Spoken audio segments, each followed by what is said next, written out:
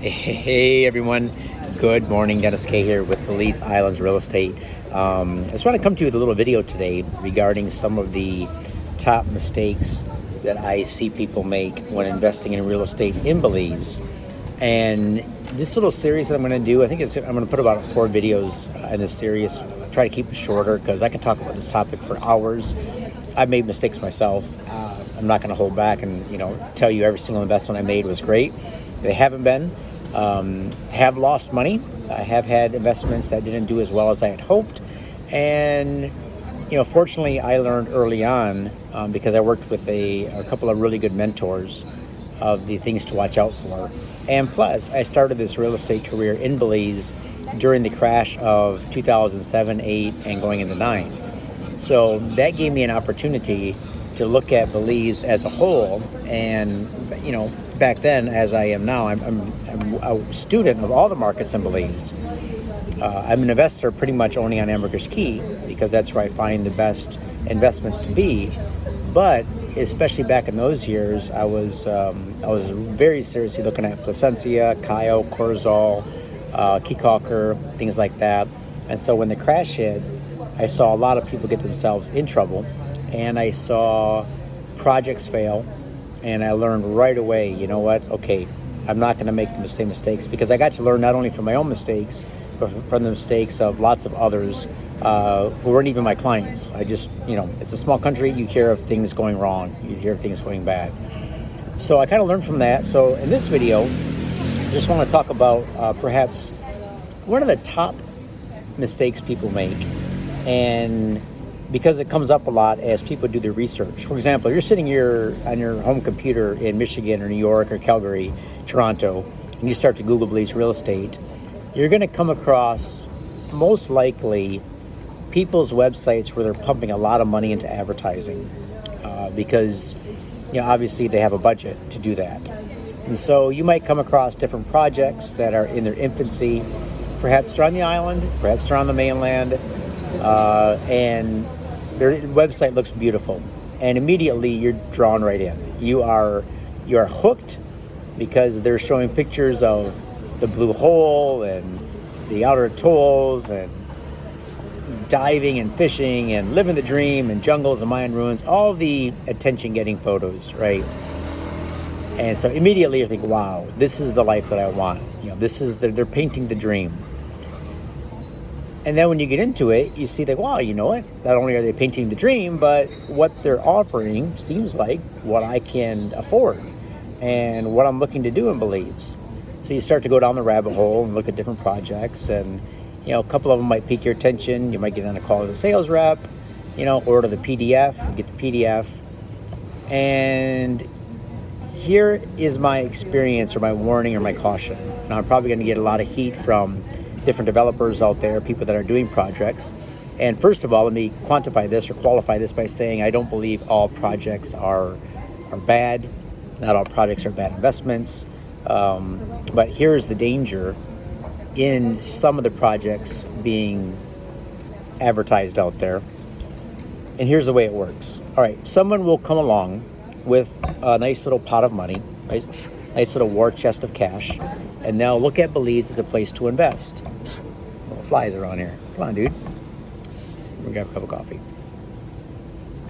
All right, so they'll come down to Belize. Let's say they have, I don't know, $500,000, $1 million, which is a significant amount of money.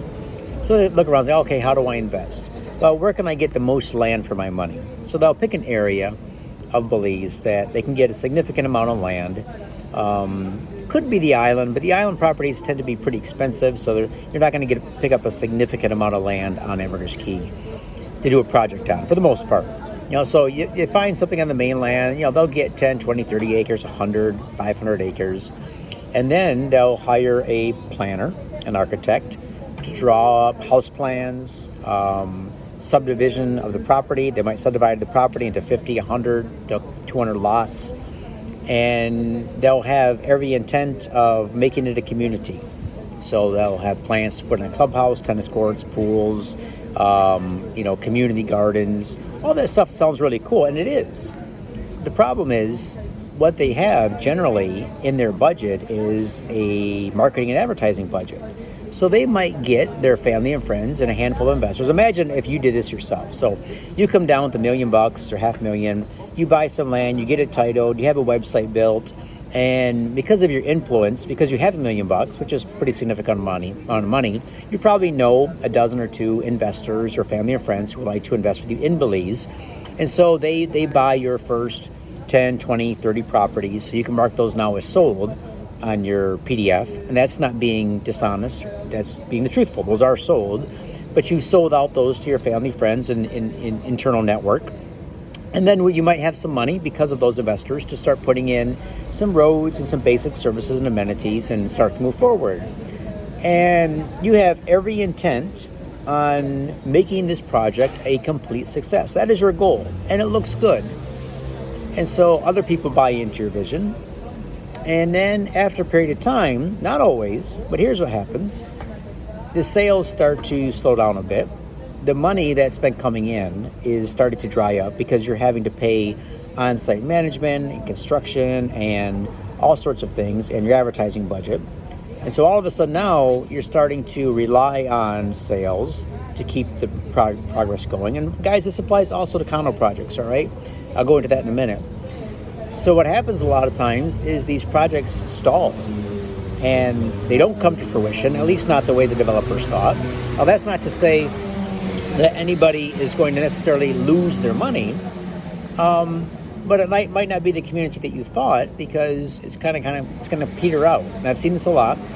The sad thing is, some of these projects do peter out, and they do go bankrupt.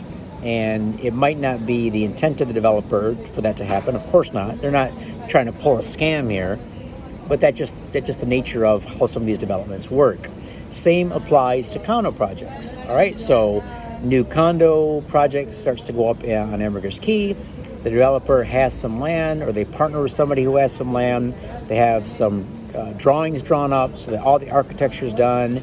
And again, because of the developer's influence and realm of networking, they sell off the first 5 to 10 units of a 24-unit project or whatever, right? So they start to build, and they build with pre-construction dollars. The problem is sometimes because of cost overruns or lack of financing or a loss of financing or slowdown in sales, some of these condo projects find themselves, a quarter built, half built, 3/4 built, and then the project goes belly up and you don't see any more workers on site.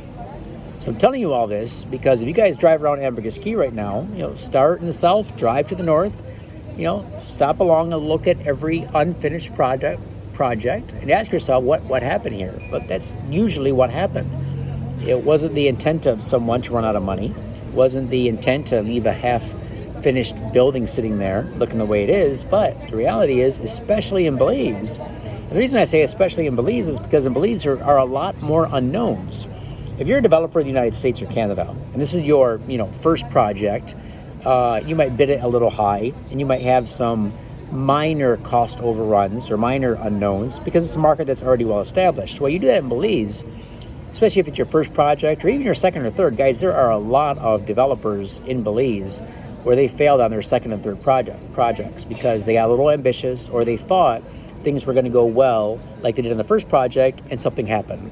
Slowdown in the economy, COVID-19, a dry up of funds, lack of investors, whatever the case may be. So how do you protect yourself against this? First of all, if you're going to buy a home or a condo in a project, I would say make sure that whatever you're buying is complete and the building that you're buying in is complete. So you're going to buy condo number 6 in this building, whatever building it might be, make sure the building is complete and that you're going to get a finished product and you're going to get your title at the end. Or if they're building in phases, at least make sure that your phase is going to be okay. All right, we can talk more about that on the Zoom call. It also means be extremely cautious of buying into developments that have beautiful brochures and that look interesting, but it's going to come with everything to come together perfectly. So you might say, well, Dennis, isn't this the same case at a Secret Beach or Mahogany Bay or wherever these different projects are? Not necessarily, because when you hear about different developments like this, a lot of these are just subdivisions of land. That's all they are. They're not a promise of a community. There's no promise of, you buy in this subdivision of 50 lots and you're going to get tennis courts and pools and all that kind of stuff. It is just, here's your land, here's your title, you build when you want, you build what you want, and this is your place in paradise. Whatever else happens or doesn't happen, that doesn't matter. It's not dependent on any sort of developer or team. So, that's where I learned early on that I do a tremendous amount of investing on the island, but it's always, usually, I'd say 90% of my investments are in vacant land, and what I'm getting for my investment is title. Free and clear land title that I own. And I don't often buy into other people's dreams. Sometimes I will wait and see what happens to a development before I invest.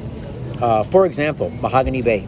Love the project. I was there pretty much on day one when the excavator first started digging those canals and building those roads. Go back and watch my videos.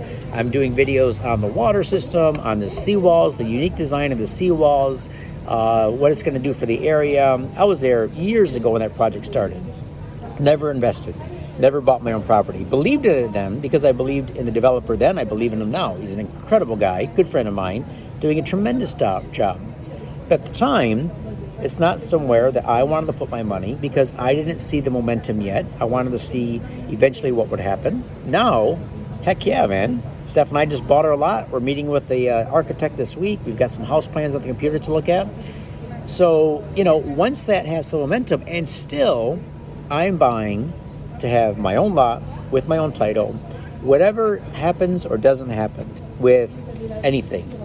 Pool clubs, beach clubs, restaurants, commercial things going in there or not going in there, those are all going to be bonuses. But even if none of those things happen, which I believe they will, even if they don't, I'm content investing in what I'm investing in. I'm not investing in what's going to be there, what might be there a year or 5 or 10 years from now. I think it's important for you guys to know. Same thing with Secret Beach, right? Secret Beach, just a subdivision of land. Whatever might or might not be there in the future, power comes, doesn't come, doesn't matter to me. I'm investing because I know what I'm getting, I like the area, and that's why I invested there. So just kind of wrap up this video. I'm going about 13, 14 minutes now, and I promise to keep this short. But again, top mistake I think people make, especially when they're Googling, again, remember, most of the websites you're going to come up with on your Google searches are going to be paid ads with developers or companies with big ad budgets. They're going to be, try to get their name out there, and they do quite well doing this, by the way. All right, and not saying that they're offering a shady product. Not saying that what they're offering isn't top notch and you shouldn't buy it. I'm just saying, watch out and do your homework on some of these things. That way you don't get burned. And you don't want to get burned. You get burned in Belize, then guess what? You're turned off. You get burned once, you get turned off on Belize. You give up on your dream, and then what? Then you never have it. Then you never have anything in Belize. I don't like that. Some people have got burned. Pick up, dust yourself off. I did. Picked myself up, dusted myself off, got back in the game, and it's been to be a life changer for Steph and I. So listen, if you guys got any questions, comments, concerns about this, in the next video I'm going to do, which is a part 2 on this, I think I'm going to talk about the mistake of thinking that one specific property out there might fulfill all of your needs and goals when it comes to Belize. And what I mean by that is financial, lifestyle. There's a lot of things that go into using and enjoying a property in Belize. And many times, one property is not going to fit everything. And so I'm going to go into a little bit of a strategy that I use myself, and when I'm talking to clients, and how they might consider at least 2 to 3 properties, and not going over your budget, sticking within your budget, 2 or 3 properties to accomplish all your goals. All right, so stay tuned. Part 2 is coming right up. Thanks, guys, for watching. Subscribe if you want, and we'll be able to get this message out to a lot more people. Talk to you soon.